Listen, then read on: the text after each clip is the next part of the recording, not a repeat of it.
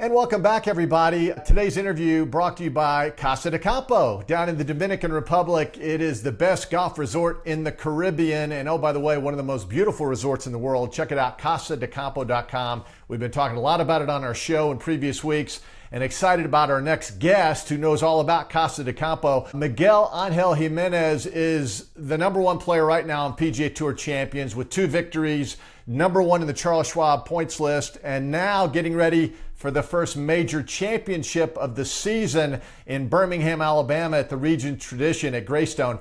Miguel, first off, it is great to see you, sir. How are you? Very nice, thank you very much. And as you say, we are here now on the first major of the year in the Greystone. It's a great golf course, but it's so much water here that is a lot of water around. And of course, the more important thing you say, Casa de Campo, that's the place. Dominican Republic is a beautiful place for golf, and Casa de Campo, 90 holes golf, and some of the golf courses around. And that's the spot of the Caribbean. Yeah, Gilles Gagnon, the director of golf emeritus, who's been there since like 1980, he told me to tell you hello. Can't wait for you to get back to Casa de Campo. And he mentioned your good buddy Kino, who apparently you play a lot of golf with and drink a lot of wine with. Yes, and yeah, we have a lot of matches there at Casa de Campo. He's a great player. It's a low handicap, and now we've been since I'm resident there since 2018. We get to know each other in 2020, and then every time I'm there, we have matches up and down. Sometimes with Gilles, sometimes with some other ones. We really enjoy it there. Yeah, I can't wait to get down there myself. All right, let's talk about your game right now. As we mentioned, you have 2 wins already. You've played 10 times. You have 7 top 10s, Miguel. It has been a heck of a season so far. You're #1 in scoring average, #1 in birdies. I mean, you're #1 in a lot of categories. What is the reason for this outstanding and fast start that you've gotten off to? Yeah, well, it's not much difference. Maybe now the sun is going facing to me, give me the back, I don't know. But now I've been hitting a little more consistent, and that's what you need to hit it consistent from the tee, consistent to the greens, and also hold some more putts. That's make the difference. 1 or 2 putts per round is make a big difference in everything, and there is building confidence and make you to be more probably at this stage than what we are now.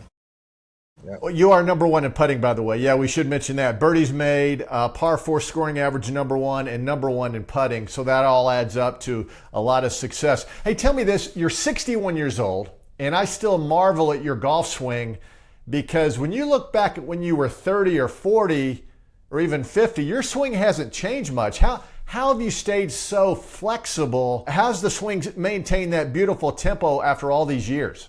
Okay, well, it's people see many times that I have a cigar, I have my glass of wine, and I enjoy my life. But people don't see that every morning I go back to the gym, and I work out 2 days a week with the weights and things. But and then the rest of the days I working with elastic bands, working the flexibility, stretching, and that is the only way to get to this age, and still you can be so flexible, no? But if you don't do that, you're not going to be fluid like that, no? To me, it's basic, no? It's very important. I always traveling with elastic band with me, just in case I don't have a gym or whatever, and then I working on the room. But it's very important to keep the flexibility and to keep enjoying what you like to do in your life. That is golf.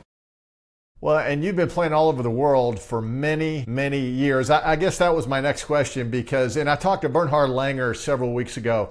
You guys still love it. I mean, it seems like you love it more now than maybe you did as a young man in your early 20s. Is that fair to say?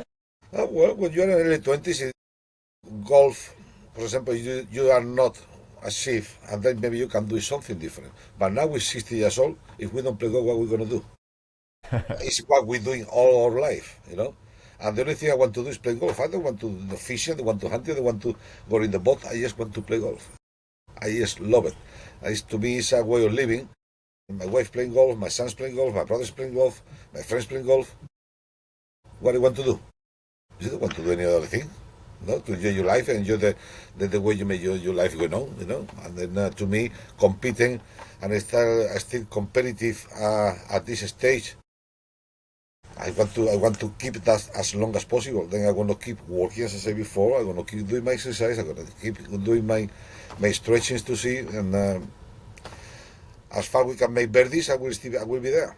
The day that the bird is not coming anymore, okay, it's time to say bye-bye. I love it, and it's interesting. Gilles Gagnon, who we mentioned a moment ago, he said when you're in the DR, he goes, you'll play in the morning, you'll have lunch, you'll play a little bit more, you'll go have some dinner and some wine, and then he says sometimes you go back out and hit golf balls in the evening. He said, I mean, golf is what it's in your blood.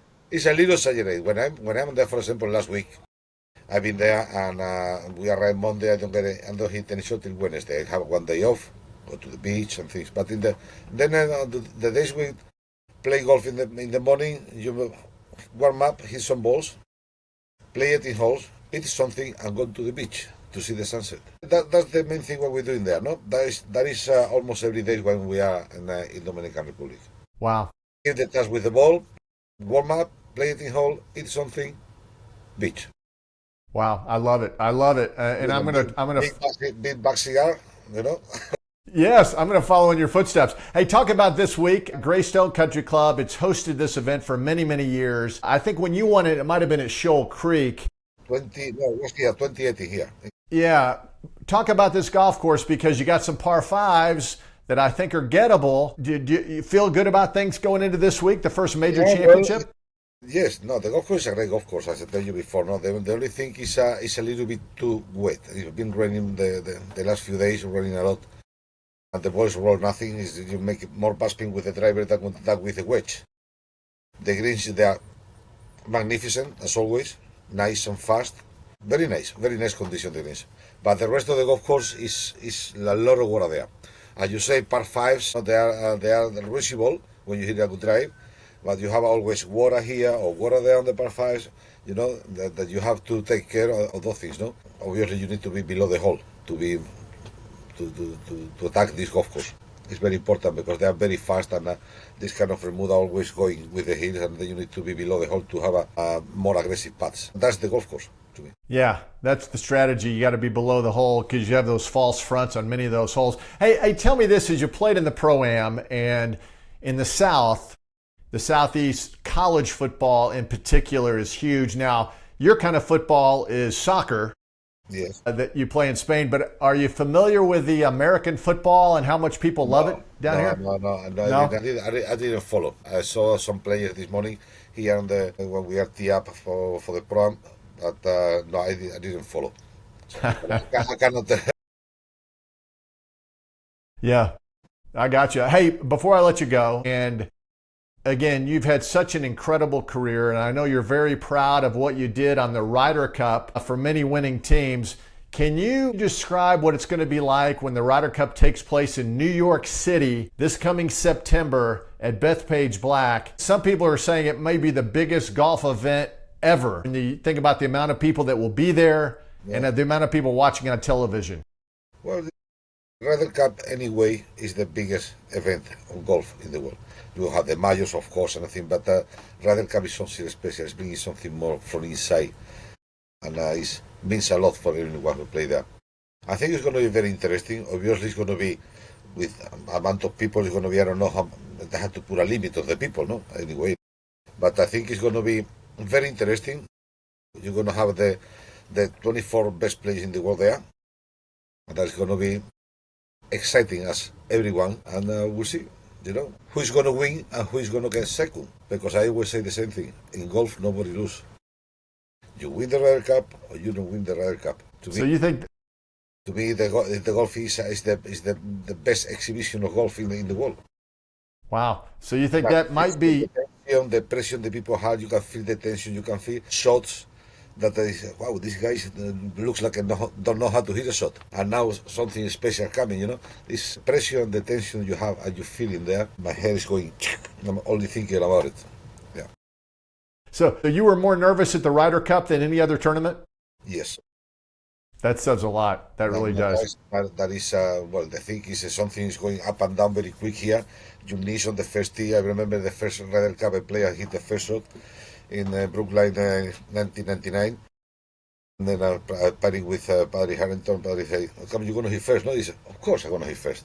When I put the tee there, then my name and I go to play, my knees is moving. It's like that. And he said, "Okay, breathe and hit it. Breathe and hit it." Right in the middle. It's amazing, amazing. It's indescribable. Wow. Brookline 99. That was one that we won't forget anytime soon. Miguel, we appreciate it. Hey, give me a red wine. What is your favorite red wine? Before I let you go, you got to give me a recommendation. Okay, you have several ones. You know, in Rioja, you have Roda ones. You have some 904 from Rioja Alta. You know, you go to Ribera del Duero, some Vega Sicilias. You have Pago de Carrabejas, some Pesqueras. You know, it's so many good wines and a good value. What you pay for what you drink is unbeatable. That's guaranteed. I love it. I love it. Miguel, thank you, sir. Good luck at the Regions Tradition. Something tells me with 2 wins already, you are, if not the favorite, certainly one of the top 2 or 3 favorites going into this week. Good luck. Thank you very much. Thank you very much. And well, have a fun and enjoy watching golf to all the guys. Thank you. Thank you. Thank you. Gracias.